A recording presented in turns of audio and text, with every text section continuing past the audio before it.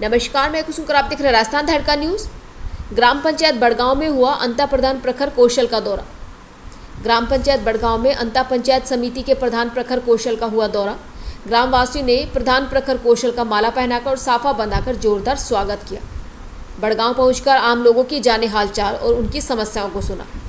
ग्रामीणों ने प्रधान के सामने कई समस्याओं को रखा। उनमें से रोड से बाबा समेल जी वाले रास्ते का दुरुस्तीकरण कराना, माँ बिसोती गौशाला में गायों के बैठने के लिए इंटरलॉकिंग का निर्माण करवाना आदि समस्याओं को सुना, जिनमें उन्होंने आश्वासन दिया कि जहां तक मेरे कार्यक्षेत्र में आते हैं मैं उन सभी समस्याओं का समाधान करने की कोशिश करूंगा और महाविश्व की गौशाला के लिए 10 लाख की इंटरलॉकिंग, समेल जी वाले बाबा की ग्रेवल्स डलवाकर रास्ते का दुरुस्तीकरण करना आदि कार्यों की घोषणा की और वर्तमान राज्य सरकार पर हमला बोलते हुए कहा कि यह अंधी, गूंगी और बहरी सरकार है और भ्रष्टाचार वाली सरकार है। कानून व्यवस्था नाम की कोई चीज़ नहीं है। आए दिन बलात्कार, चोरी, हत्याएं आदि वारदात सामने आ रही है। Bureau report, Dharmraj Banjara. प्रखर कौशल जो यहाँ पर बड़गांव में आए हैं, इसके बारे में कुछ बताएंगे। एक्चुअली बहुत टाइम से एक चीज़ आई थी कि भाई यहाँ समस्या हो रही है, जनसाधारण की समस्या और जनहित के चलते जो भी काम करने वो प्रयास कर ही रहे थे हम पिछले 1.5-2 साल से। अभी मैं आया तो मैंने देखा काफ़ी समस्या थी। हालांकि यहाँ के सरपंच साहब भी बहुत ही एक्टिव हैं और जनहित को लेकर वो भी बहुत सतर्क रहते हैं। अभी मैंने देखी कि गौशाला में इन सब लोगों की एक डिमांड थी, क्योंकि गौशाला एक ऐसा विषय है जो पिछले 5 साल से 4.5-5 साल से एक मार्मिक विषय हो गया है। पिछले कार्यकाल में जब स्थानीय मंत्री जी जब आए थे चुनाव लड़ने, तो उन्होंने अपने मैनिफेस्टो में, घोषणा पत्र में हर जगह चारागाह जमीन पर नंदीशाला की एक घोषणा करी, जो चूचू का मुरब्बा साबित हुई। एक भी जगह कोई ऐसी वो नहीं है और 1-1 लाख रुपया देकर और टीका लगा दिया उन्होंने विवाह सम्मेलन में लोगों को बुला के। मेरा कहना यह है कि गौशाला और गौ माता एक मार्मिक विषय है।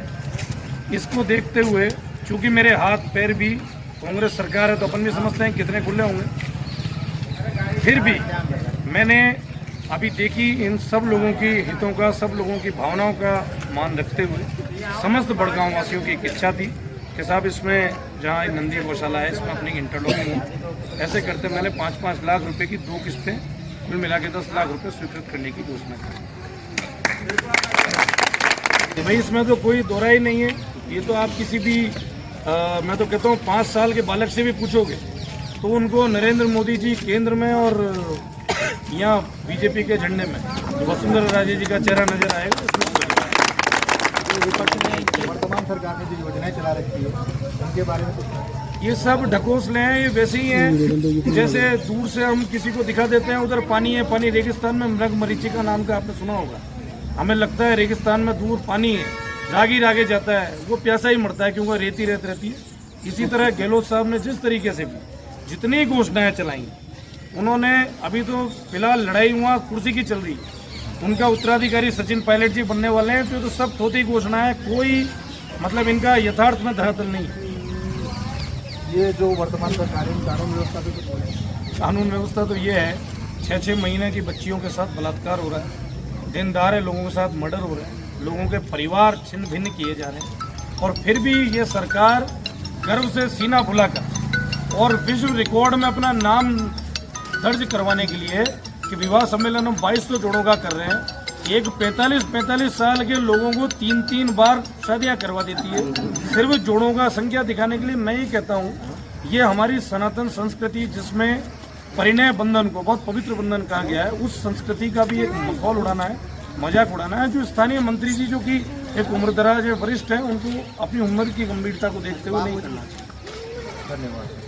जैसा कि उन्होंने बताया के मैंने कि काम हो रहा है, काम होगा, प्लान बनेगा, प्लान न बना ऑपरेटर न बनाओ, इस चक्कर में दम की ऑपरेटर करना नहीं। सुन लो कारण क्या है, वहाँ के दिमाग में यूं या तो भाई ने जो भी ऊपर से मंत्री जी ने खिलाई होगी कि भाई काम अगर हो गया और अंता प्रधान ने काम करा दिया तो फिर वो पूरा जो क्रेडिट होगा ना वो बीजेपी के उम्र चल जाएगा।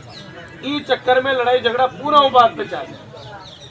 मारे कोई वाजू परंपरागत लड़ाई झगड़ा थोड़ी जगह मारे कोई पाती पाट मिली थी हमारी जमीन आग मिली थी वहाँ मारे कोई लड़ाई झगड़ा को ना मारे यूं चे कि मुझ छाऊं जो लोग काम हो जाए और वो छाओ चे कि भाई पड़ी पापड़ी को ये पड़ी पापड़ी कल्चर का मुझ सख्त खिलाफ छू।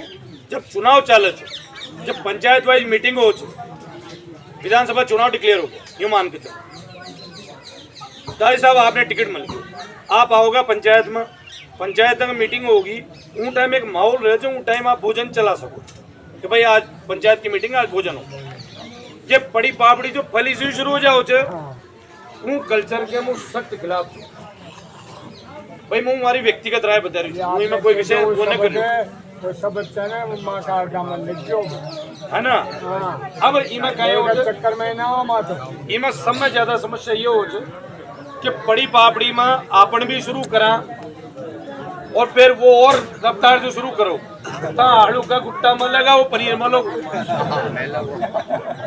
फिर में पनीर मल पाए कोशिश करेगा तो और दूसरी चीजें आओ जो मल लो